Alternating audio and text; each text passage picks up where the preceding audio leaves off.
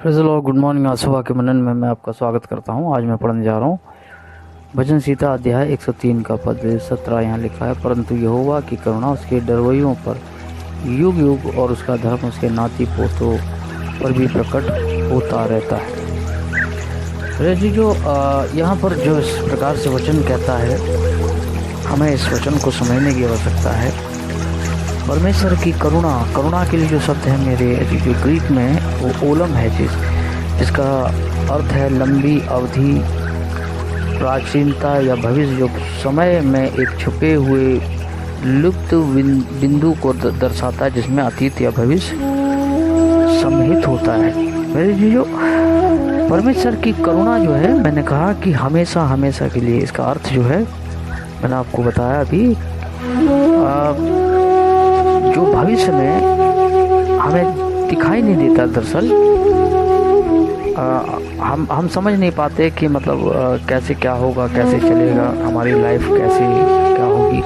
लेकिन परमेश्वर की जो करुणा है, हैसेड, मर्सी इंग्लिश में है, करुणा, उसकी करुणा मतलब परमेश्वर की जो दया है, उसका अनुग्रह है, परमेश्वर का जो साथ है, परमेश्वर का जो अनुग्रह है हमारे ऊपर हमेशा हमेशा के लिए बना रहता है।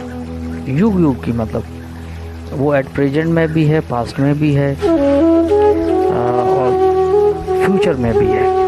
परमेश्वर की हैसियत, दरअसल उसका अर्थ है दयालुता, प्रेम, करुणा, अच्छाई और निष्ठा, वफादारी। परमेश्वर हमारे साथ हमेशा वफादार बना रहता है। बेशक हम भटक जाते हैं, अपने विश्वास से भटक जाते हैं, लेकिन परमेश्वर कभी भी अपने वादे से नहीं हटता। परमेश्वर अगर किसी के साथ प्रॉमिस कर देता है तो उस वादे को वो पूरा जरूर करता है। मेरे जीजू, हो सकता है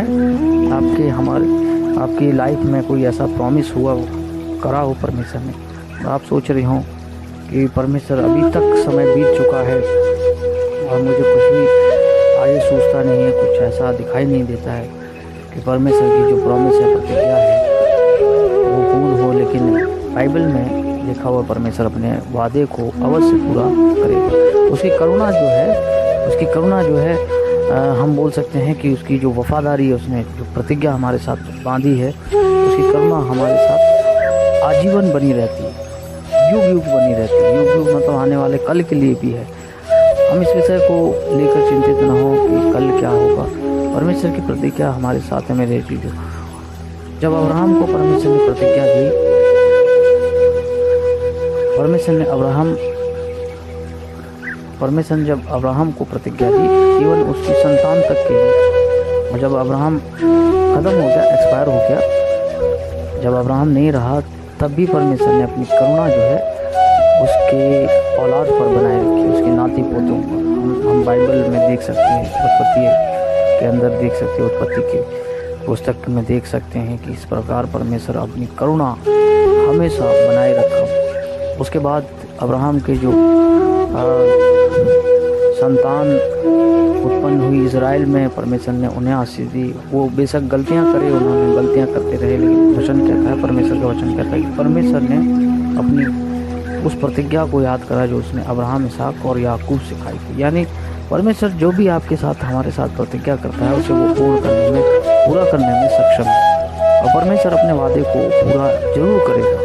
उसकी करुणा क्योंकि हमारे साथ है, उसकी करुणा पर हमें विश्वास और भरोसा करने की जरूरत है कि परमेश्वर की जो करुणा है वो आज हमारे लिए महत्वपूर्ण है। आज हम उस करुणा को अपने जीवन में, परमेश्वर की उस मर्सी को, उस दया को अपने ऊपर लेने की आवश्यकता है। आवश्यकता यह है कि हम परमेश्वर के पास बढ़ें, परमेश्वर के पास मुड़ें। प्रभु अपनी करुणा को स्मरण रखता है। बाइबल में लिखा हुआ, जब इजरायली कराए तो परमेश्वर को अपनी जो प्रतिज्ञा परमेश्वर ने बांधी थी अपने इसहाक और याकूब के साथ में, परमेश्वर को स्मरण आया।